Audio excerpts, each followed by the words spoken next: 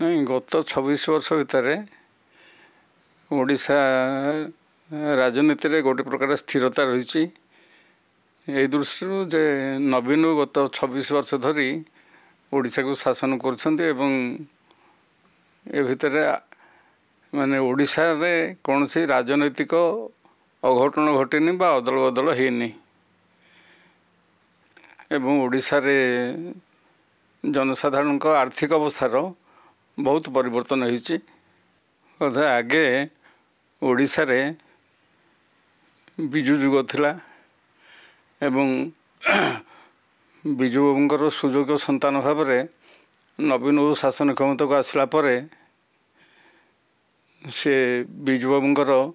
जहाँ थिला स्वप्न आशा आकांक्षा जहाँ थिला ओडिशा रे प्रगति पई से गुड़ा को पूरण करने लगी से सब प्रकार चेष्टा कले एवं बहु अंश से सफल हेले एवं तापर जो अवस्था है से परवर्ती अवस्था रे लोक मैंने देखिले जे बिजु जुगर माने कंटिन्यूटी रखिछन्ते नवीन बाबू एवं सेटा को नवीन ओडिशा रे वर्तमान रूपांतरित होउची ये जो बिजु बाबूंकर जो थिला स्वप्न ताकू रूपांतरित करिबारे नवीन ओडिशा रे नवीन बाबू तांकर उपयुक्त दायित्व भाव में जो भाई पदक्षेप नहीं तेणुक भितर बहुत परिवर्तन घटी ओडिशार कृषि वाणिज्य शिक्षा संस्कृति भाषा सबु क्षेत्र में जनजीवन में बहुत परिवर्तन घटी चली से परिवर्तन जो होची सेटा प्रगति अभिमुखे होची तेणुक एगुड़ाक सब निहाती स्वागत योग्य पदक्षेप निश्चित भाव में जो वर्तमान ओडिशा रे अन्य राजनैतिक दल माने से निजर सत्ता हरैबा को बसिछन्ते एक प्रकार एवं आगामी निर्वाचन पे समस्त प्रस्तुत होउथला बेले वर्तमान समस्त मुंडर चिंता पशिची जो मैंने होउछन्ते माने बीजेडी दल छड़ा अन्य सब दल वर्तमान तांकर आगामी इलेक्शन रे को इश्यू को लेकर आगे से एवं जो नवीन ओडिशार जो जनमानसर नवीन ओडिशार जो ये अच्छी माने जो प्रभाव रही ताकू किभली भाव में से मुकाबला करेंगे एवं नवीन ओडिशा ओडिशार जनसाधारण मन में जो आरंभ होती जो परिवर्तन धारा सामाजिक क्षेत्र में एवं सबु क्षेत्र में सेटा को प्रतिहत करने वर्तमान विरोधी दल पाखे किसी अस्त्र नहीं तेणु से दृष्टि ओडिशार प्रतिटा लोक से शिशु हो वृद्ध हो वृद्धा हो जाया हो जननी हो सबु क्षेत्र में समस्ते वर्तमान बसछन्ति जे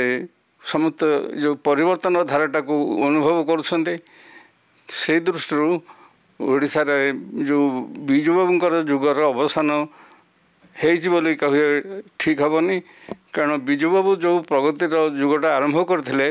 जो आमर जो बिजु जुग जो आरंभ होता से जुगटा कंटिन्यू कर सुजोग पुत्र नवीन बाबूंकर जुग बर्तमान चली तेणुक यहीटा को जो नवीन ओडिशा मूवमेंट जो आमर आरंभ होती सेटा निश्चित भाव गोटे स्वागत योग्य पदक्षेप कारण यही जो उद्यम से उद्यमटा हूँ ओडिशार प्रति माने 4.5 कोटी लोकंकर समस्त उन्नति होती एवं समस्त अनुभव करुछन्ति जे ये जो नवीन ओडिशा रे ये भली जड़े हेले कहीं लोक नहांती ओडिशार कई माने ओडिशार बसवास करुवा कौन लोक नहांती शिशुठू आरंभ कर वृद्ध वृद्धा पर्यंत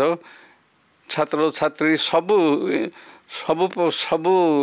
माने पर्यायर एभली कौन लोक नहांती जे कि नवीन ओडिशार स्वाद अनुभव करना बा ए प्रगतिर स्वाद चाखी पारना आगुरु माने ओडिशा रे माने गोटे राजनैतिक अस्थिरता सेटा स्वाधीनता पर ओडिशा रे से गोटे थिला माने गोटे व्याधि रूपे देखा जाइथिला एवं ओडिशा रे एवरेज गोटे सरकार परमायु 10 मास बोली हिसाब करा जाउथिला सेटा को प्रथम करी परिवर्तन कले ଜାନୁକୁ ଶାସନ କ୍ଷମତାକୁ ଆସିଲା ପରେ କିଛି ପରିମାଣରେ ସେଇଟା ପରିବର୍ତ୍ତିତ ହେଲା। ତାପରେ ବିଜୁ ବାବୁ 5 ବର୍ଷ ଶାସନ କଲେ। ତାପରେ ନବୀନ ବର୍ତ୍ତମାନ ସମସ୍ତଙ୍କ ରେକର୍ଡ଼ ଭାଙ୍ଗିଦେଲେ। ଓଡ଼ିଶାରେ ମାନେ ସେତେବେଳେ ଚିନ୍ତା କରାଯାଉଥିଲା କ'ଣ ନା ଓଡ଼ିଶାରେ ସ୍ଥିର ସରକାର ପ୍ରତିଷ୍ଠା ନ ହେଲା ପର୍ଯ୍ୟନ୍ତ ଓଡ଼ିଶାର ସର୍ବାଙ୍ଗୀନ ଉନ୍ନତି ଅସମ୍ଭବ। ଏବଂ ନବୀନ